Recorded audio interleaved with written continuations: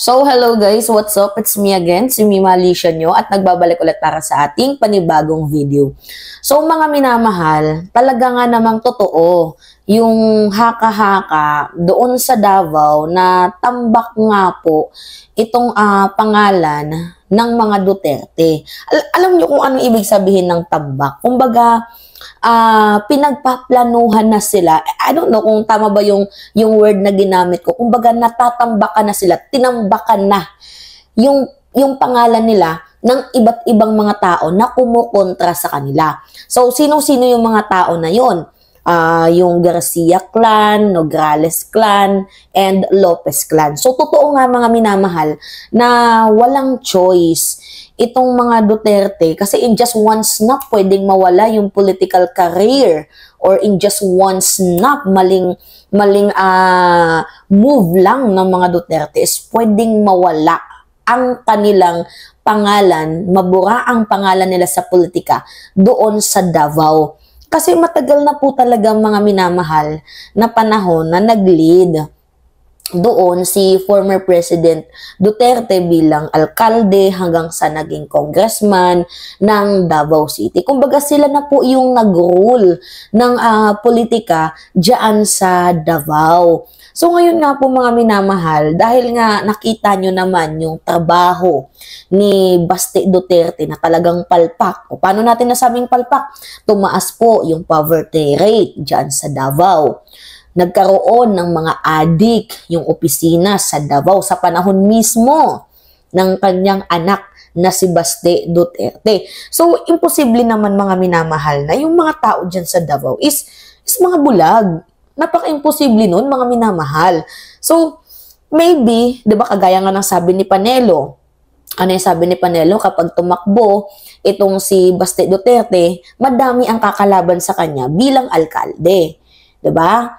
Pero pag si former President Duterte ang tumakbo bilang alkalde dyan sa Davao, wala daw pong kakalaban.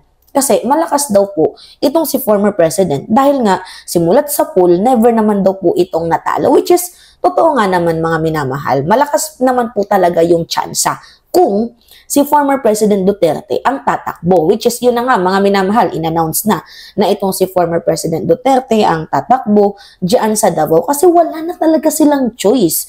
Mga minamahal, they don't have any choices. Yun na lang po yung huling alas nila na si Duterte ang tumakbo kahit uugod-ugod na yung ama nila kasi wala pong laban itong si Baste Duterte sa mga Nograles. At saka mga minamahal, ngayon lang po nagkaroon ng hard times sa politika itong pamilya ni former President Duterte. Bakit? Kasi napabalita ngayon bagong balita to na yung Lopez, yung Nograles at yung Garcia ay nagkaroon po, hindi naman nagkaroon totally ng alliances pero bulong-bulungan na nagkakampihan sila against dito sa former president. So ngayon basahin natin tong balita.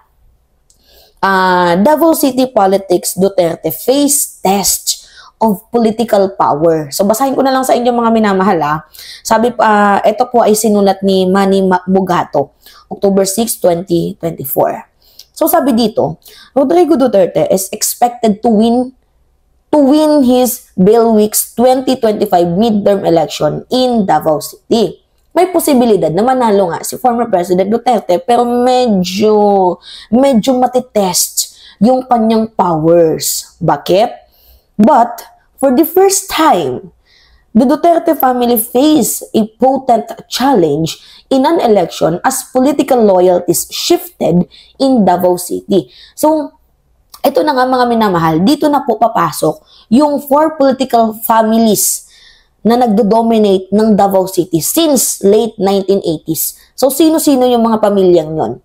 Yung Dutertes, Garcias, Nograles, and Lopezes. So, i-out natin itong mga Dutertes dahil sila yung totoong kalaban dito. Which is, pag nabuo yung alliance ng tatlong political party na nag-rift din sa Davao for almost how many years since 1980s, yung Garcias, Nograles, Lopezes, kapag nagtandem yung tatlong yan against dito kay former President Duterte, this is their hard times, mga minamahal. dito nga sa kanilang career sa politics, sa politika.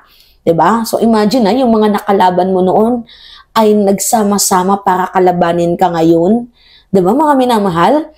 Sa aking pagkakaalam, yung Lopezes naging kalaban ni Baste last year. So itong kasing Lopezes na to, si Roy, basta Elias mga minamahal yung pangalan na yon, naging kalaban ni Baste Duterte. And dahil nga sikat yung unity noon mga minamahal, nanalo itong si Baste Duterte bilang alkalde ng Davao. So totoo naman mga minamahal na natambakan itong Lopezes, itong pamilya ng mga Lopezes nung tumakbo si Baste. Dahil nga nadala ng kasikatan, dinala ng unity yung kanyang pangalan. Pero ngayon mga minamahal, nagkaroon na nga ng lamat at nakita na ang trabaho, nagbunga din mga minamahal ang trabaho. Ngayon, medyo pag si Baste nga ang tumakbo, medyo mahirap mga minamahal. Sobrang mahirap.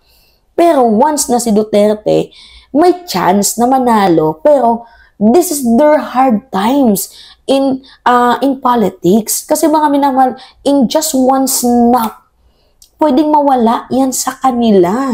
Lalo pat ang daming galit ng mga personality sa kanila, mga minamahal. So, continue tayo. Sabi dito, they were allies before, but they have since parted old man's. Duterte is seen to be in his twilight years. Palubog na. And new generation politicians has emerged. So, describe nila na itong politika ni Duterte is twilight years. So, palubog na nga mga minamahal. Kumbaga, sa sikat ng araw, pasunset na itong political rift ni former President Duterte. So, sabi dito sa balita, Rudy Duterte has not lost an election in Davao City since 1980s before rising president in 2016 balloting. Totoo naman yun mga minamahal. But as of the moment, dinescribe nga nila na twilight years na, palubog na. So, what is the meaning of that? So, nagfe-face na sila ng mga challenges ngayon, diba? Tapos ngayon, gumagawa sila ng issue na binayaran daw mga Nograles para tumakbo. Or in fact, tumakbo naman yun noon pa kahit hindi pa wala pang unity team. At saka mga minamahal, yung Garcia clan, nag-shift na sa mga Marcoses. Nakipag-alliance na sila between the Marcoses. So, hindi malabo and hindi ito coincidence, mga minamahal, na itong tatlong pamilyang to, Nograles, Garcia, Lopezes, ay magkakampi-kampiyan against dito kay former President Duterte. Hindi ako makabuelo ng aking boses, mga minamahal, dahil wala tayo sa studio at nandito tayo sa ating vacation. Alam niyo yan. Kasi kung nandun tayo sa studio, nanggigigil na sana tayo ngayon. Ano? Mga minamahal. Okay, continue pa tayo. Sabi dito sa balita, he also served as one of the city's 3 congressmen in 1998. He was also the city's vice mayor when his daughter Sarah became mayor in 2010. Oo nga pala mga minamahal.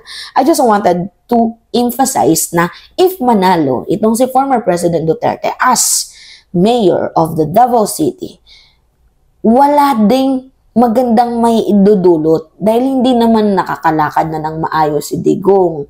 Hindi na siya nakakapagsalita ng maayos. So, ang endpoint niyan mga minamahal, ang magiging mayor pa din dyan ay si Baste. Diba?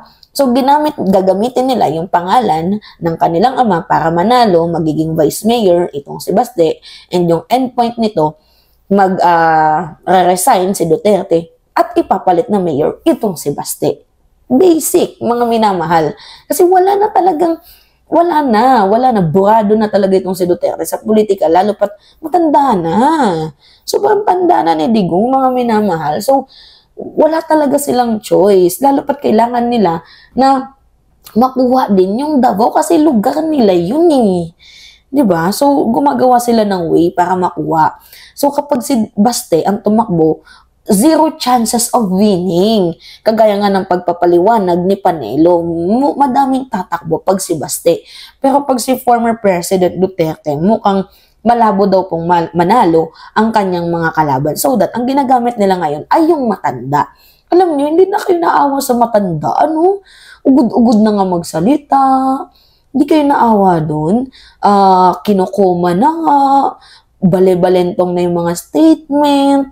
Hindi ba kayo naawa doon? Ang tanda-tanda na ng tao, tapos ipapasok nyo pa sa napakagulong mundo ng politika? Di ba mga minamahal? Okay, continue pa tayo. Sabi dito, Duterte has filed his certificate of candidacy as mayor, returning from retirement in public office to keep his family tight grip on the city. Yun lang naman talaga yung purpose doon, mga minamahal, na mapanatili na nasa kanila yung kapangyarihan doon sa Davao. Alam nyo, ilang taon na silang nag-lead at nag-rule dyan sa politika sa Davao. Naging presidente ka na. You are hunger for power. Hindi ka ba nahiya nun? Nakamit mo na yung pinakamataas na posisyon and yet hindi ka pa din satisfied? My goodness. Ilang pera pa ba ng kaban ng bayan ang kailangan yung kunin? Ilang pera pa ba ng mamamayang Pilipino kailangan yung kunin? Gaano pa ba kadaming bilyones na pondo ang gusto nyong kunin? Di umano. Diba? Para lamang matigil kayo sa politika ninyo, or else natatakot kayo sa comeback ng karma sa inyo. Biruin nyo, ang tagal nyo dyan sa Davao na nag-lead, ni flood control, wala kayo, binabaha yung Davao. Oh my goodness, nakakagigil. Yun nga mga minamahal yung sinasabi ko sa inyo, may nag-comment. Ang tagal nila dyan sa Davao, tapos wala man lang silang flood control, hinahanap pa ni Sara Duterte sa ating presidente, nakakaupo pa lang. Yun na nga yung punto eh. Ang tagal nyo nag-lead sa Davao, ni nga flood control, wala kayo. Di ba food basket yung Mindanao? Eh bakit yung Mindanao nananatili pa rin mahirap up to this moment? Hindi kumpleto yung tinatawag na farm to marketplace. Akala ko ba nag-a-upgrade na ang Mindanao? Bakit ano yung nangyari ngayon? Imbes na mag-upgrade, yung presidente pa mismo, the current administration are working for the improvement of Mindanao sa area nyo na dapat in the first place, may presidente na kayong taga Mindanao, bakit hindi pa yan napa-improve? Nasaan yung pondo ng taong bayan? Nasaan yung pera ng taong bayan? I'm just asking. Ako yung nagtatanong lang. Baka mamaya mapagtripan na naman tayo, makasuha na naman tayo ng libel.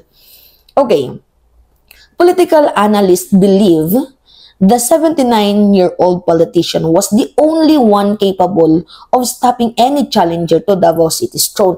Exactly nga, mga minamahal. Ito na nga yung punto eh. Kung hindi si Digong, wala nang iba. Kasi hindi na din si Sara, Vice President, si Pulong, Congressman, si Baste, Mayor. Yung ama nila wala sa posisyon ngayon, kumbaga private citizen. Kung hindi si Digong, sino yung ilalaban nila na mas malakas? Eh nakita nyo naman na palpak itong si Baste. Also palpak din itong si Pulong because of 51 billion issues. 'Di ba mga minamahal? So kung hindi yung kanilang ama, sino yung pwede nilang isabak na malakas? Wala, zero chances of winning, so that they are using the old man, pinapatakbo nila, tapos ang gagawin ipaparesign, sila yung humawak ng kapangyarihan dyan sa Davao, which is nakakasad. Diba mga minamahal, nakakasad sa ating konstitusyon na after mong tumakbo, pwede ka ulit tumakbo. Diba? Sana baguhin din mga minamahal yung konstitusyon na kapag naging presidente ka na, hindi ka na pwedeng tumakbo ulit. Kagaya ng ginagawa ngayon ni Gloria Macapagal-Arroyo. Na dati naka-neck brace, tapos ngayon ano yung nangyayari? Diba? Nag-turn na naman sa pagiging villain. Tama ba tayo mga minamahal? Diba? Ang aling maliit naging ano na naman ngayon, kontrabida. So ngayon, continue pa tayo sa ating binabasa. Ito na, yung dinidescribe dito mga minamahal. The incumbent mayor, Sebastian, has slid to become his running mate. So natutunugan na itong si Baste Duterte is possible daw mag-file ng certificate of candidacy as vice mayor of the Davao City, but taking no chances of another politician to emerge as potential challenger. So, wala na daw po mga minamahal ibang challenger na pwedeng maka-challenge kay Duterte except siya lang. So, kung si Baste, zero chances of winning, which is, aminado tayo doon kasi alam nyo naman ang daming palpak ni Baste, right? Pero kung si Duterte, kailangan ng malaking grupo para mapabagsak or matalo siya. So dito na nga papasok si Lopez, Nograles at Garcia. Yung tatlong dinastiya na yan na nag-lead din sa Davao, yan din yung pwedeng posibleng magpabagsak sa kanilang pangalan. Alright, tuloy tayo. Sebastian, the son of the former president, was considered weak. Was considered weak o mahinang nilalang. Diba? As the city services deteriorated under his watch. Kasi walang silbi. Diba? If meron kang sense, kung merong improvement dyan sa lugar mo, hindi ka isusuka ng taong bayan. Hindi ka isusuka ng mamamayang Pilipino. So ano yung nangyari, mga minamahal? Sinusuka siya. Bakit? Yung poverty rate tumaas sa Davao nung naging mayor itong si Baste. Ano pa yung mga minamahal, nagkaroon ng adik yung opisina niya. Nakakasalita nila na bangagang presidente, bangagang administrasyon. Sila pala ngayon ang mga bangag. Bakit? Kasi according to the news, mga minamahal, 37 na mga empleyado sa Municipality Office of Davao positive for drugs, mga minamahal. So meaning, sila yung mga bangag. Right? Diba? So nakita yung yung baho nila eh. At beside mga minamahal, yung damay na din dito yung issue sa ICC, sa corruption, di ba mga minamahal, issue sa West Philippine Sea, di ba? Damay-damay na yung mga issue na yun na dapat sana mga pinagtutuunan ng pansin. Kaso, mga kupal. Yun mga minamahal. Tingnan nyo yung issue sa West Philippine Sea. Imbis na tulungan yung bansang Pilipinas, kumakampi pa sa China. Mga Manchurian candidate, tama ba yun? Diba? You are living in the Philippines and yet, kumakampi ka doon sa mga lapastanganan na sumisira ng ating bayan? Oh my goodness, mga minamahal. Sabi ko sa inyo, diba? May hangganan din ang lahat ng bagay. So, his other son, Paulo, would run for his third and last term in congressional seat. At the same time, his daughter, Sarah, is a breath away from the presidency, hanging on until 2028 presidential election. However, Duterte is no longer in his prime and his health is failing. He has lost weight and seen looking pale in Davao City. Anyway, mga minamahal, wag na natin i-continue tong tong article na yan. Kasi mahaba siya eh, kung ipapaliwanag natin. Pero the point of view in this context, in this content is if si Baste would run as a mayor in Davao City, 0 chances of winning.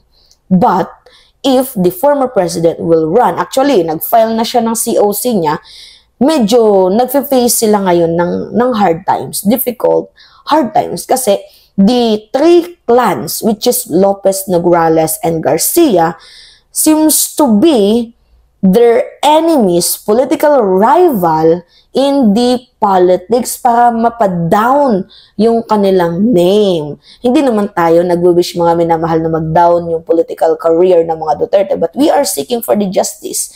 We are seeking for the good governance. Ang tagal na nilang naglingkod sa taong bayan and yet walang improvement. Okay lang yun sa inyo? O gumagastos kayo? Pera natin ang pinapasweldo sa kanila, pero ano lang yung gumaganda yung buhay nila? Gumaganda yung bahay nila, masasarap na pagkain sa lamesa nila habang yung mamamayang Pilipino naghihirap. Mga mamamayang Pilipino tinitegi bumbum ng walang kasalanan sa pamamagitan ng mga planted crimes. Diba? Planted stories, evidences in the AJK. Papayag kayo nun? So, dapat maging na din kayo aware sa mga bagay-bagay, mga minamahal. So, yun lang. The great advice is, my great advice as a younger educator, batang tawag dito, mulat sa politika, I hope you should listen, mga minamahal. Kasi, sabi nga sa kasabihan ni Jose Rizal, ang kabataan ay pag-asa ng bayan. So, kaming mga kabataan na bago sa panahon ngayon, na nakikita and very aware sa usaping politika, sana makinig kayo. 'Diba? So anyway, yun po, mag-i-end na tayo. So again, it's me again, at nagpabalik ulit para sa ating panibagong video. So malapit na tayo mga minamahal, mag 200,000 subscriber. O ang saya-saya ko, tapos sa Facebook, lumalaki na din yung family natin. Even sa TikTok, malaki na din tayo. So yun po, again, bye-bye mga minamahal. Ingat!